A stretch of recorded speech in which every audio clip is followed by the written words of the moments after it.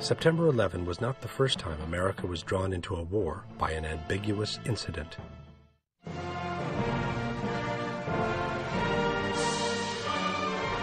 The American Constitution doesn't allow the United States to wage a preemptive war and reserves for Congress the power of declaring war to another nation. For this reason, every time a president has wanted to enter a war or to begin a new one, he has had to wait for a military incident, whether created or provoked, to justify the use of force in front of Congress and the American people. In 1898, the United States went to war against Spain in order to take control of the Caribbean area. The pretext came from the sinking of the USS Maine, which was anchored near the Cuban island. The Spanish were immediately accused of the attack, even though they sternly denied any involvement in it. The images of the sunken vessel and those of the sailors' funerals were shown in the first movie theaters of the nation, thus generating a strong wave of indignation that allowed Theodore Roosevelt, then Secretary of the Navy, to start a war he had already prepared to the smallest detail. Only in 1980, almost a century later, would America recognize that the Spanish were not responsible for the attack. In order not to accuse themselves, however, the United States declared that the Maine was sunk because some explosives had been stacked too close to the steam room.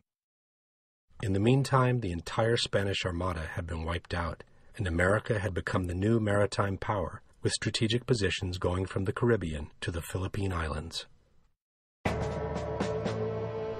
In 1915, it was the sinking of the USS Lusitania by a German submarine to trigger the crisis that would eventually bring the United States into the First World War. It appears, however, that the U.S. had secretly slipped to the Germans the information that the ship was carrying a special cargo of weapons headed to England. This provoked the reaction from the German submarine, which sunk the vessel on which more than 100 Americans were also traveling.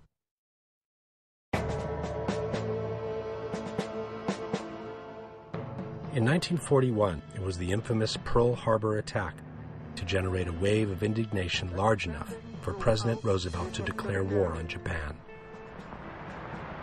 The facts of yesterday and today speak for themselves.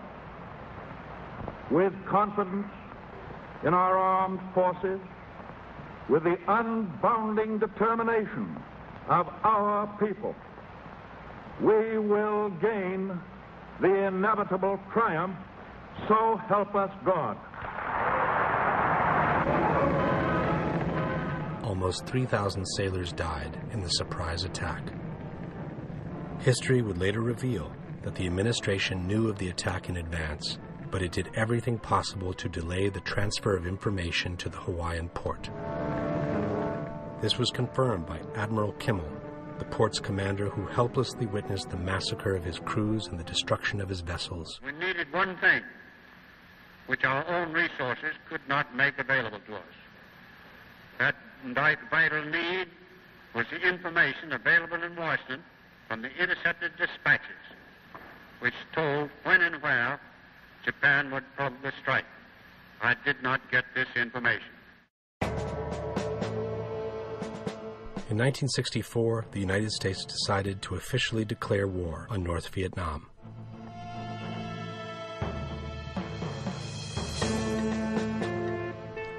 The war pretext came from the so-called Tonkin Gulf incident, in which North Vietnamese boats were accused of having launched torpedoes against the American destroyer Maddox. Then Secretary of Defense Robert McNamara immediately announced to the press the upcoming military action. Immediately following the attack, U.S. representatives in Saigon met with representatives of the South Vietnamese government. They jointly agreed that joint retaliatory action was required. The President's approval of this action. But McNamara, 40 years later, would openly confess that the attack on the Maddox never took place. No, it was just confusion. And events afterwards showed that our judgment that we'd been attacked that day was wrong. It didn't happen.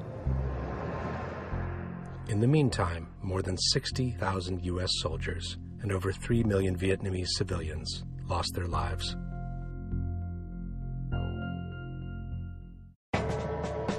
In 1990, the situation between the United States and Iraq had grown tense, and the group of neoconservatives around President Bush convinced him it was time to attack Saddam Hussein. The U.S. secretly informed Saddam that they had nothing against him taking over the oil fields of Kuwait, a territory the Iraqi dictator had always claimed as his own. Saddam took the bait, and Iraq invaded Kuwait. Tonight, the first pictures of the Iraqi invasion of Kuwait. At that point, Dick Cheney, who was then Secretary of Defense, gave Saudi Arabia some satellite photos in which 250,000 Iraqi soldiers could be seen amassing behind the Kuwaiti border. Fearing an invasion, the Saudis granted the U.S. the extraordinary permission to establish military bases on the territory.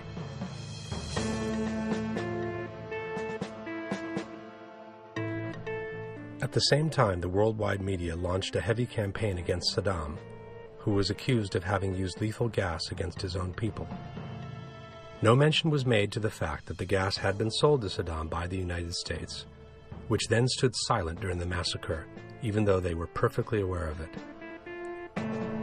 The media campaign against the Iraqi dictator reached its peak with this touching testimony from a young Kuwaiti nurse, who described to the world the atrocities committed by the Iraqi soldiers in her invaded country. While I was there, I saw the Iraqi soldiers come into the hospital with guns.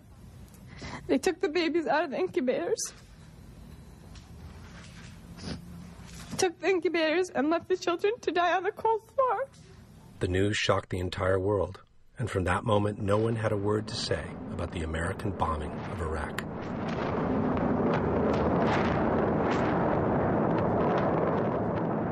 Ten years later, some journalists stumbled onto a set of satellite photographs taken by the Russians over the same desert in the same days. It's what it didn't show that was more important. What you would have expected to have seen were tanks on the border. There were none that could be seen.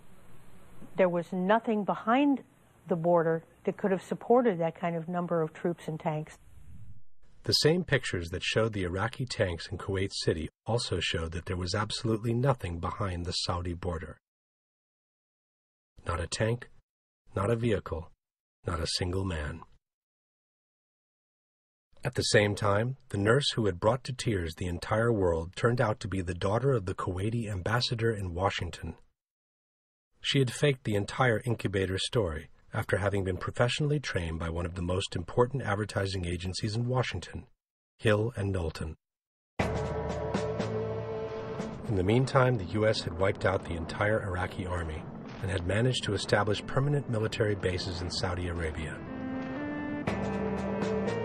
In a cruel and ruthless shooting spree, and against all international treaties, the U.S. Air Forces literally destroyed and turned to ashes thousands of Iraqi soldiers on their way back to Baghdad.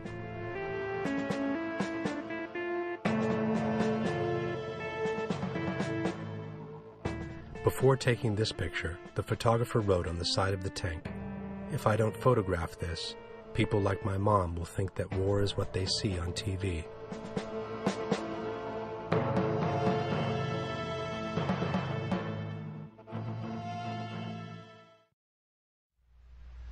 Besides the historic cases, there are also many plans of deception that, for one reason or another, were never used in the real world. One of them is called Operation Northwoods, a 1962 CIA secret plan that was declassified a few years ago. At that time, the United States